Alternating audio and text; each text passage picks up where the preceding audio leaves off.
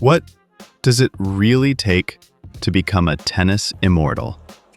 We like to think it's all about raw skill, but there's something more. Today, we're not just looking at wins. We explore feats so extraordinary, so improbable, they may remain unchallenged forever. We're talking about records that defy the sport. But I have to ask, are these tennis records truly unbreakable? Let's find out. Most consecutive weeks at number 1. In the annals of tennis, dominance is often measured in titles, in rivals vanquished. But true supremacy, that's measured in time. How long can you reign? How long can you hold on to that number 1 spot? With the whole world gunning for you every single week. Meet Steffi Graf. Forget reign. What she had was a near decade of absolute control. 377 consecutive weeks as the WTA's world number 1. Let me spell that out. That's over 7 years of unyielding supremacy. 7 years, 2 months, 1 week, to be precise. That's a feat that's not just amazing, it's almost, well, a little scary. Now, Graf wasn't battling slouches. This was an era of incredible talent. Power players like Arantxa Sanchez Vicario, and the meteoric rise of Monica Seles. But Steffi, with that signature forehand and ice-cold focus, just kept winning. She was a force of nature. What made this record unbreakable? At least, for now. In today's tennis, we see parity like never before. The depth of talent is incredible. Players get injured, take breaks, and even the best have periods of inconsistent form. But to stay at the very top, week after week, fighting off every challenge, demanding peak performance for almost the entirety of 7 years, that's a statistically near impossible task. Look at the last few players who have held the number 1 ranking. All great. But can any one player really claim that crown for the long haul? To think she had made all these incredible things, that is what puts you in contention for the Hall of Fame. What a player. 24 Grand Slam titles. The pinnacle?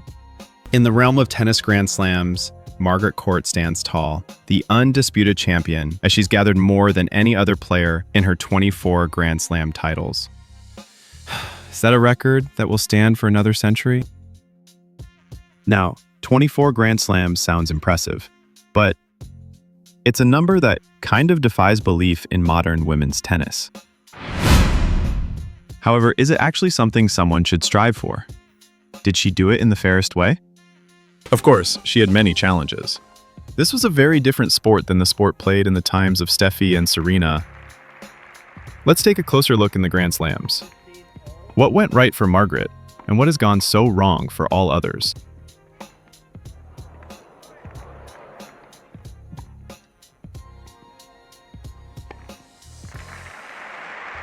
All you have to do is to win the Australian Open 11 times, win the US Open 5 times, the French 5, Wimbledon 3. Simple. The way competition has evolved, the extreme specialization, the athleticism required, I mean, just look at these players. There's a reason why this record is nearly untouchable. Will some players get to it one day? Probably. So is there any record safer, harder to come than Margaret Court's 24 Grand Slams? We will go on to that next. Wimbledon, the most hallowed ground in tennis, where legends are forged, where echoes of greatness linger in the air. Enter Martina Navratilova. To simply win Wimbledon is exceptional. But Martina, she mastered it. 9 singles titles. More than Bjorn Borg, more than Federer, heck, even more than Serena. Simply put, the greatest grass court of all time. This wasn't easy. Navratilova needed to go against greats like Chris Evert and Steffi Graf. These were high-level matches and no Wimbledon title came easy. And it's a testament to her that she managed to win so many. What can be noted, though, is the surface was much quicker and the game back then has more serving volleys. which has always been Martina forte. In the grass court tennis of today, that is increasingly rare to see. But there are many reasons this is likely going to remain a top record forever. With more baseline rallies, topspin shots, and power, this has made Navratilova to remain as the most decorated Wimbledon player to ever exist. And someone would require a significant change in the format to change. 428 weeks at world number 1, the Serbinator? World number 1. It's the mountaintop, isn't it? The ultimate validation of relentless dedication, peak performance, and an unyielding will. But what does it truly mean to dominate for an extended period? To not just conquer, but to own that summit. To not relinquish for almost a decade. Enter Novak Djokovic. 428 weeks, over 8 years. It doesn't even seem feasible nowadays. To have the same sort of commitment to the sport is one thing. But let's look at the opposition. What is it that makes this so impossible? This isn't the 1980s with a McEnroe and Connors. Now, Nadal, Federer, and Alcaraz all went after this title. You think Sinner and Rune will just sit back? Let's really check the numbers. The commitment, the skill is just too much to put in perspective. But how about the injuries and physical strain? Do these come into place when talking about consistency? And when you consider that Federer could only manage 310 weeks and Nadal only 209, it becomes something you simply might not see again. The question remains, though, what record will Novak break next? Rafael Nadal equals clay?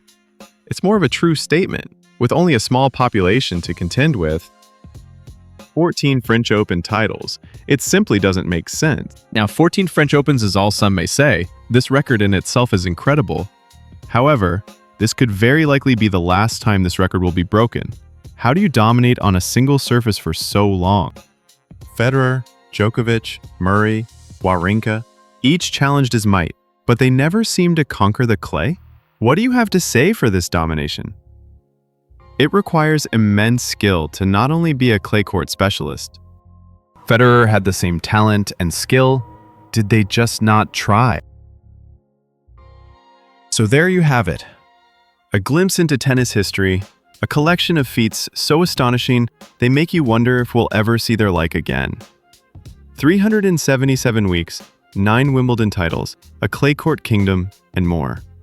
These aren't just records, these are benchmarks of human potential, of skill, determination, and that little spark of something almost mystical.